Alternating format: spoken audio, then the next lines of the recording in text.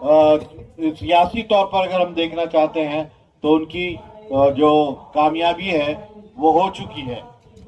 और हम इस एतबार से भी देखते हैं कि फलस्तीन ने दुनिया को जो जिंदगी और मौत का फलसफा है वो भी समझाने में एक बड़ा रोल प्ले किया है। एक लड़की ये कहती है कि मेरी आप ताज़ियत न करें, मुझे खुशी नहीं होगी इस बात के लिए कि आप मेरी ताज़ियत करें कि मेरे घर इतने लोग मारे गए हैं। मुझे खुशी इस बात पर होगी कि आप मुझे मुबारकबाद दें कि मेरे घर में इतने शहीद हुए।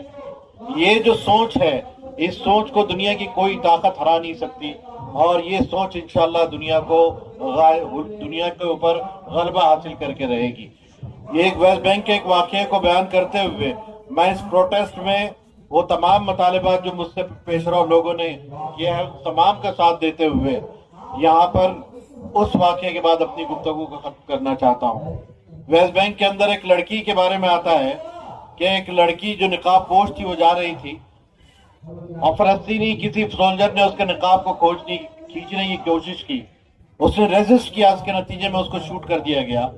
लड़की के जब शूट किया गया तो वहीं फलस्तीन एक लड़का गुजर रहा था, उसने देखा तो उसने गुस्से में आकर वो इसराइल के फौजी को मार दिया और जो फौजियों ने देखा कि उसके दोस्त को मार दिया गया तो उसने वो लड़के को शहीद कर दिया। लड़का और लड़की दोनों शहीद हो गए, दोनों के जनाजे रखे हुए हैं और इन जनाजों के ऊपर इनके माँ बाप मिल रहे हैं।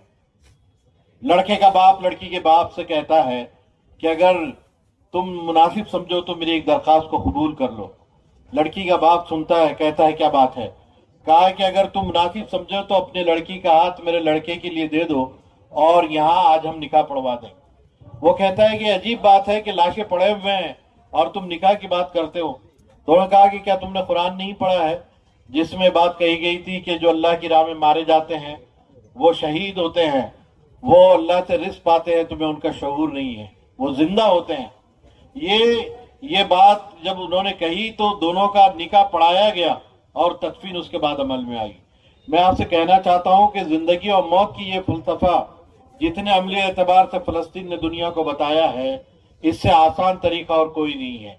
उस एतबार से अगर हम देखेंगे तो इस फलस्तीन ये कामयाबी की तरफ ले जा रहा है उन तमाम लोगों को जो जमीन पर मजलूम हैं, जो जुल्म का शिकार है, उन्हें बता रहा है कि तुम्हारी राह क्या है और किन राहों को तुम्हें जो है तस्लीम करना चाहिए, इन राहों के जरिए से तुम किस तरह कामयाब हो सकते हैं। ये जितने भी दुनिया में मगरिब ज़दा नजरियात